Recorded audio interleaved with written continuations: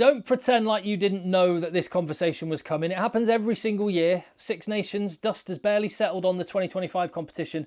So let's have our annual conversation about promotion and relegation, which has been prompted again by the Georgia head coach, Richard Cochrell, who says it's only fair and logical that there should be a playoff for Georgia to earn their place in the Six Nations for next year, or Wales to earn the right to stay in the Six Nations next year. Where do you stand on this emotive topic? I rarely speak to anyone that has a kind of on the fence, in the middle opinion. People tend to be strongly opinionated in one direction or another. So tell me what your thoughts are. And I understand the different forces that are pulling on this one. You've got history, you've got money, you've got the good of the game long term versus self-interest short term.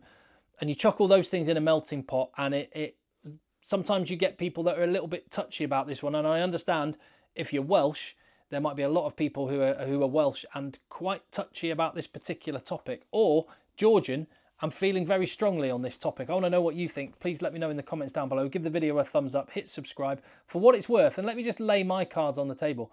I am 100% in favour of a playoff for access to or the right to stay in the Six Nations.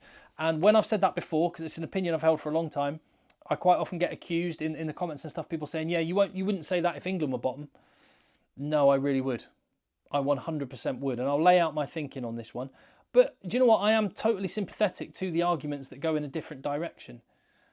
I do get that it's not hard and fast rules on this one. But Richard Cochrell, what has he said? He said that if you finish bottom of the Six Nations, why should you get free rein to turn up and play next year?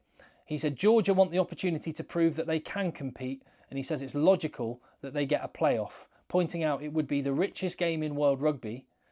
He likened it to the championship playoff getting into the Premiership, which is dubbed as the richest game in football, because the riches of being in the Premiership are so great that it would be the same. He said it would be incredible levels of jeopardy, and he said if we lost, no worries, we'll go away, go back in the Rugby Europe Championship and try and be better next year. I would be in favour of it. It's worth pointing out, actually, well, firstly, it's worth pointing out the world rankings don't help Wales's argument here, and it doesn't make good viewing for Wales. The lowest ever world ranking they've had, 12th place, one below Georgia.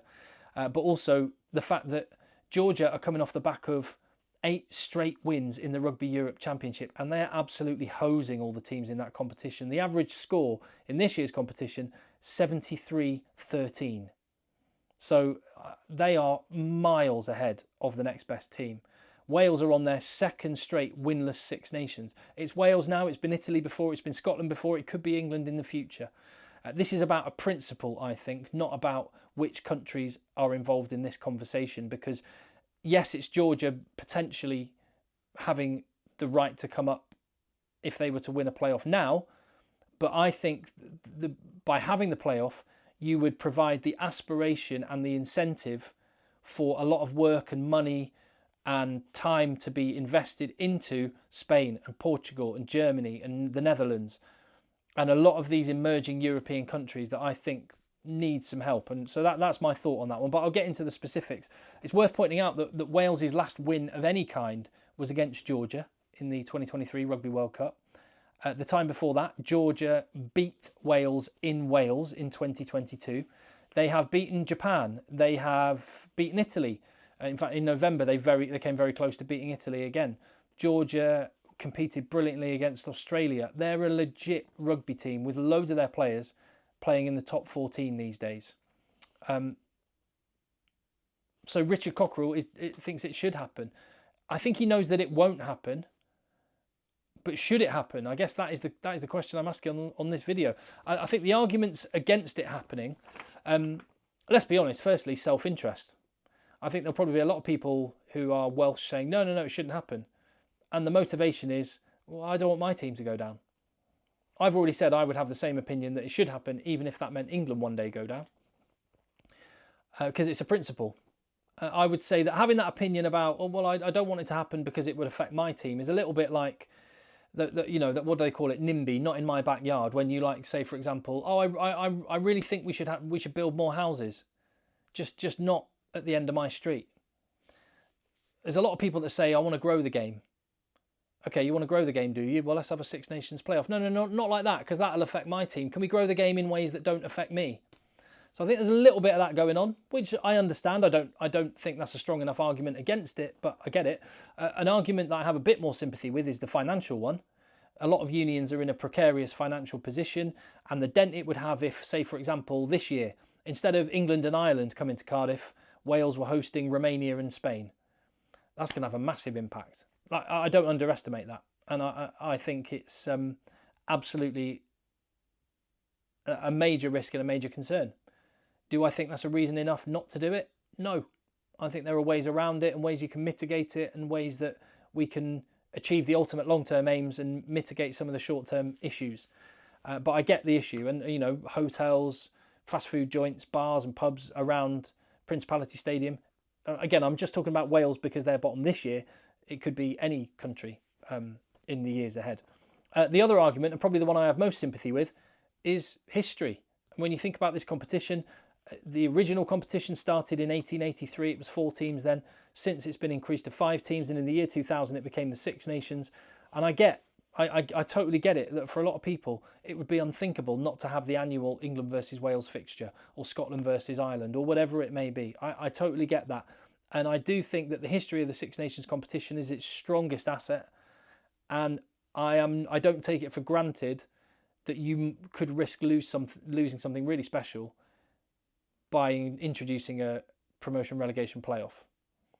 So that's probably the strongest argument. The argument for it, and for me at least, outweighing all of those arguments against, whilst I have sympathy with them, is just it's the right thing to do. It's the fair thing to do, and it's the way to grow the sport of rugby union over the longer term. What's that phrase? It's I can't remember the exact phrase, but there's some sort of philosophical thing about the work that someone puts in to plant and nurture a tree when they know they're going to be dead before they're able to sit in the shade of that tree. You kind of plant a seed for people that come after you. I kind of think of it not in terms quite that grandiose, but you take my point. It's the right thing to do. It's the proper thing to do. I don't think it will happen, and the main reason it won't happen is because of who actually owns the Six Nations. It's not World Rugby. Sometimes a lot of people, I think, get confused about understandably get confused about the administration of rugby. It's confusing. World Rugby only own the Rugby World Cup and the Sevens for the most part. Six Nations is owned by the Six Nations. This is off their website here, and if you can't read it, it says that the Six Nations organisation operates on behalf of and in partnership with its shareholders, who are the RFU, the FFR, IRFU, FIR, SRU, WRU. So basically the Six Nations is owned by the Six Nations. Turkeys don't vote for Christmas. So the Six Nations aren't going to vote for something which might hurt them. But I guess my argument would be, yes, it might hurt you in the short term, but what does that long-term vision look like? How amazing could it be in the future? You've got your 1/6 slice of the pie now, but that pie is only so big. How big could the pie be that you have your smaller percentage but bigger overall slice? I guess that would be my point. And without wanting to sound too much like a one of those internet life coach types people, mindset coaches, I do think it is in that kind of abundance versus scarcity, growth versus fixed mindset. So I am going down that whole mindset coach route. But I really do think this applies. So when you have an abundance mindset, when you have a growth mindset, you have a long-term focus. You focus on cooperation. Risk is seen as an opportunity.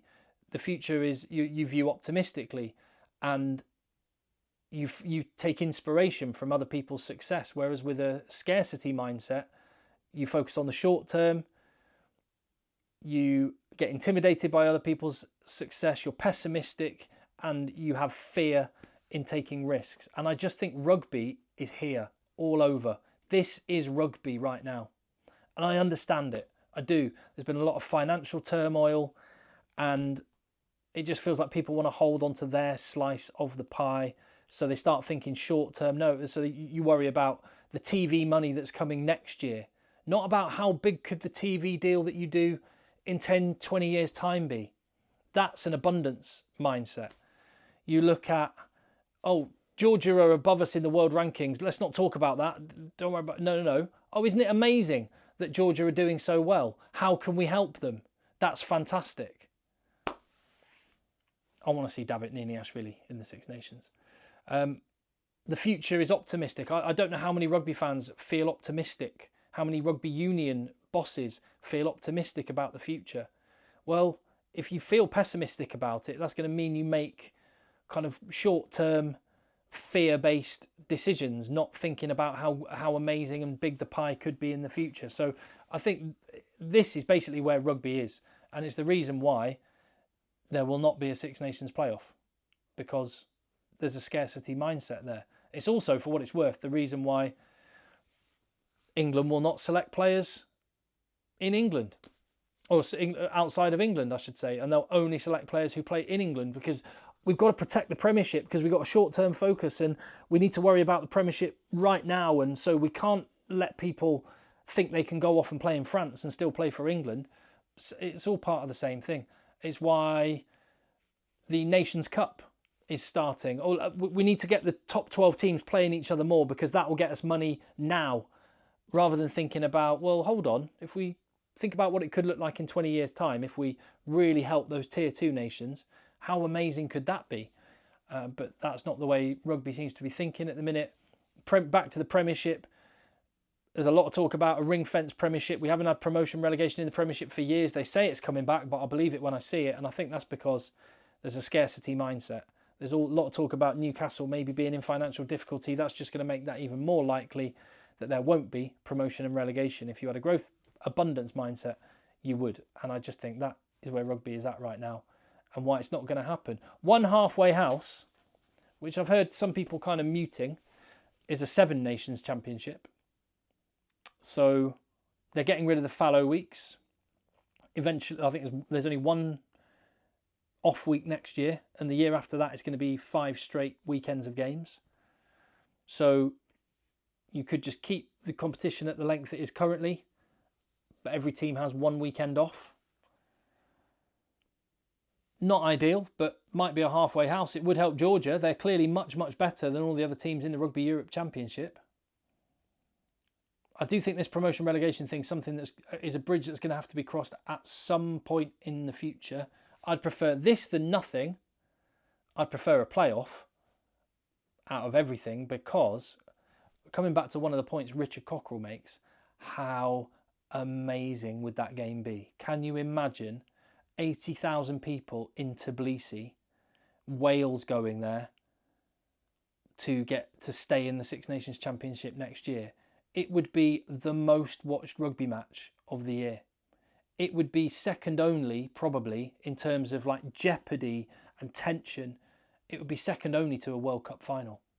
It would be absolutely dynamite.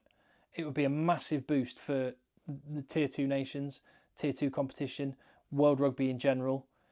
It would be an incredible thing to watch. I mean, yeah, if my team was involved in it, nerves would be shredded. But ultimately, isn't that quite a fun thing to experience, thing to do? I'd love to see it, but for the reasons I've already said, the ownership of rugby, the administration of rugby, the fear, it's not going to happen. But back to my first question where I started, should it happen? That's what I'm asking you. Let me know.